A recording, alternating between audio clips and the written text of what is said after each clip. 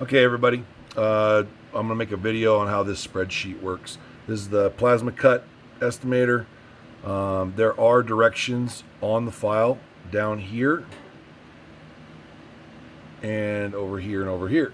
There are also drop-down menu selections here and here. What you can do is download the file, and I'm going to walk you through it real quick. There's a lot of zeros right now, but once you fill in a few key pieces of information, it's very, very quick to use. So the first thing you're going to do is you're going to open up My Plasma, and you're going to import your item that you're going to cut. And then in the upper left-hand corner, when you hit the Analyze button up there, you get this screen. And this is where the information you need is to fill into the spreadsheet. So I have a newer version. It's actually giving me the total length in inches now instead of millimeters, but it tells me the number of pierces, the total length in inches instead of millimeters, and the estimated time, which I don't really care about.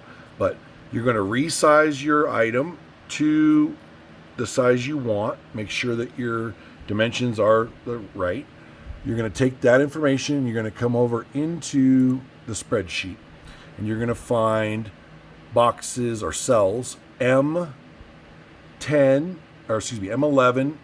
and N11, and you're going to take and input your X and Y overall size of the part. So let's say it was in inches, 12 by 12. So we go 12, and then we go 12 in the Y, and when we hit enter, it's going to do a few things. It's going to calculate your total square inches for you and your total square feet. It's going to take those numbers and autofill them over here into your material area in inches and your extra services that you're going to put cost into in square footage. You're going to fill your cost in for extra services here. Anything you want, you can change these. You can put this in per square foot cost, and based upon your square inch, it will, or whatever you put into square foot cost, it will calculate as a square inch cost for you.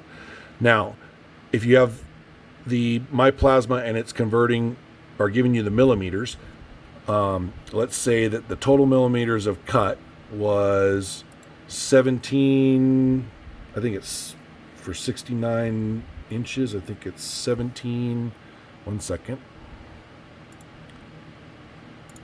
69 inches to millimeters. Sorry, thought I had it already figured out. 1752.6. So we'll take that number. We'll go back over here because mine, I'm obviously going to have to make a change to the document. But you put it in millimeters. So 1759 gives us 69.25. Okay. Oops, I think it's 1753. Rounded up. 53. Yep. Okay, so 69.02. That's going to autofill. It's going to convert from millimeters to inches. It's going to autofill over here into the inches of cut. Then it's going to multiply by your cost per inches that you decide in this box in M3, I think it is. Yep. And it's going to calculate that and bring that over into this column. Okay.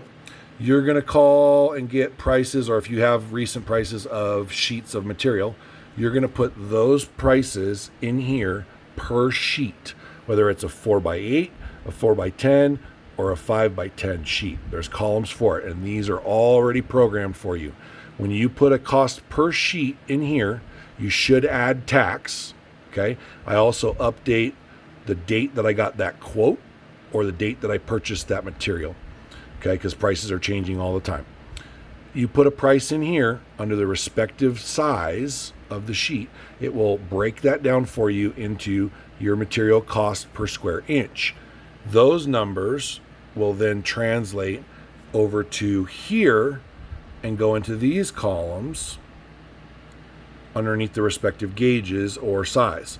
Okay, now once you have your square inches and it's auto-filled over here, and you know your number of cuts, okay, which our number of cuts on that specific piece was 5, number of pierces is 5, you're going to go over here to number of pierces in B7, and you're going to put in 5, and you're going to enter.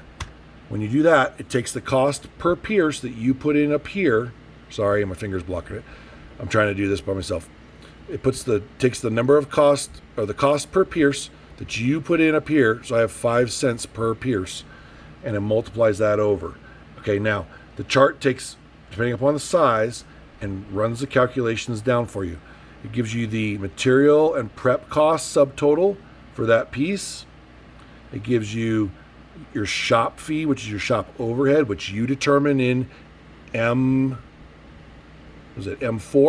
So I have it 30% mark, or 30% for shop overhead. It'll calculate that into here for you. So you have shop fee, your shop overhead. You can tell what that fee is based upon the size of the part. Then it'll give you the total cost to produce this piece, and that's in black. Now, it'll give you a target price based upon 2 times the cost of your piece to produce. Okay? It'll also give you a range for a discount and a range for a markup. Okay? If there's any questions, feel free to ask. The more updated information you put into the form, the better. You can run this on your cell phone if you have a smartphone. Just download the file to your smartphone, and I use it all the time to rough quote people when they say, hey, I'm looking for a sign that's 2 foot by 2 foot. So I go in here and I go on my smartphone, I open it up, and I go 24 by 24, and when I hit enter, it's going to change everything. It tells me over here material area in square inches, okay, because it all changes for me, and it gives me the new prices. And I can very quickly quote based upon the thickness of the material, and these are all changeable. You can change them to whatever you want. It takes a little bit of time, but change them to the material size that you guys commonly use, and then you'll be able to quote very quickly. Okay?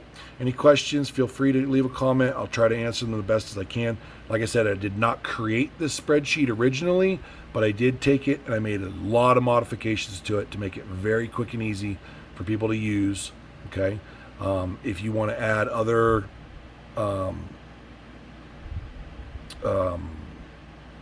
processes, that's explained here. Okay? And there's some information here based upon what you need to put in. And then there's directions on what you need to get out of my plasma over here. Okay? All right. Thanks, guys.